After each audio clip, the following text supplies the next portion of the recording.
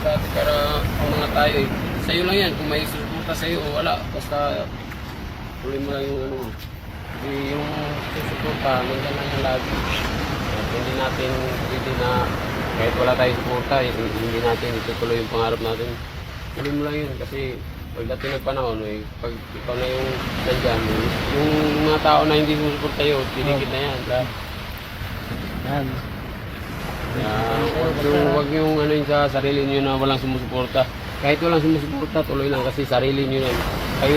Kayo lang yung aangat, hindi yung mga tao. Kayo lang talaga ano sa sarili nyo, disiplina. Hirap talaga. Kailangan talaga maghirap kasi hindi biro yung boxing. Buhay yung kapalit yan. Kaya pagsikapan nyo mabubuti talaga. Yan, nakausap niyo ng personal si idol natin.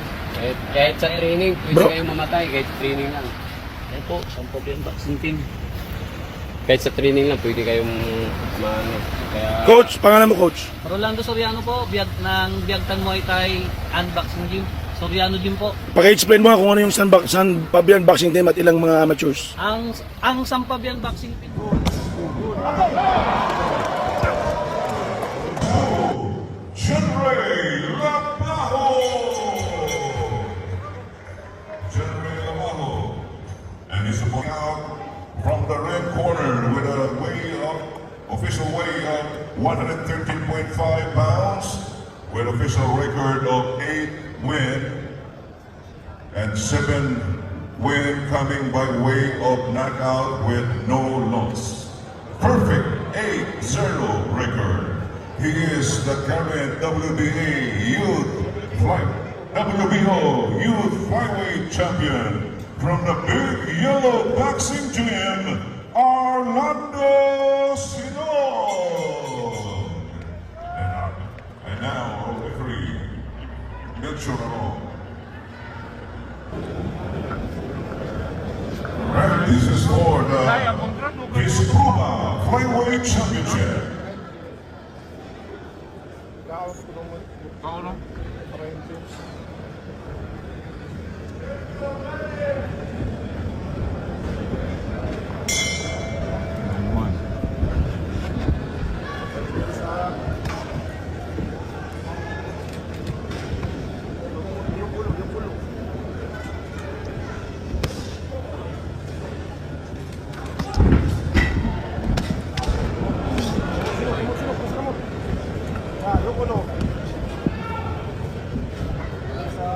Tagay mig may debe. May debe, may debe.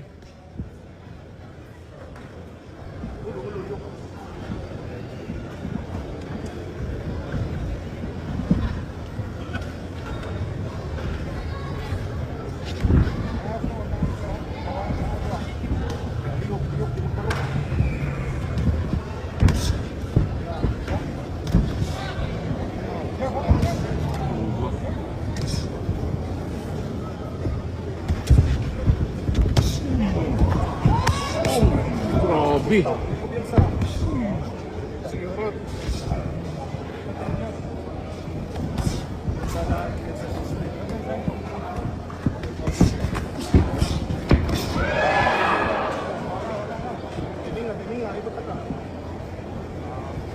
Sakitan. Kan body shot.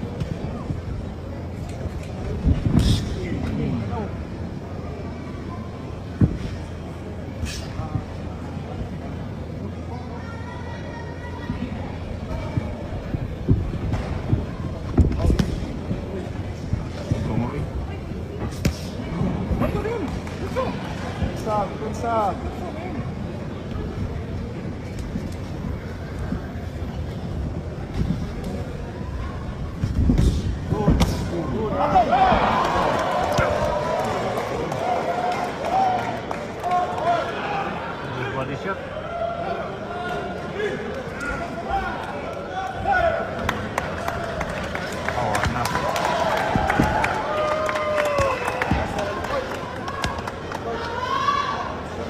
Dagaan kita grills guys, oh. Pang grills ba? Ah. Okay, ato eh. Kita niya review ah.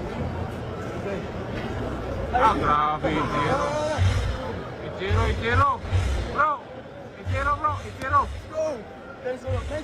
Sa bawat suntok, may pangarap. Sa bawat Mga kakwento, hanggang dito na lang muna ang ating kwentuhan. Huwag kalimutan na mag-like, share at subscribe.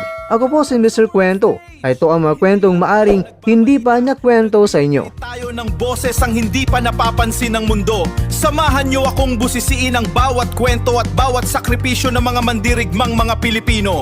Ito ang kwentong di pa nakwento.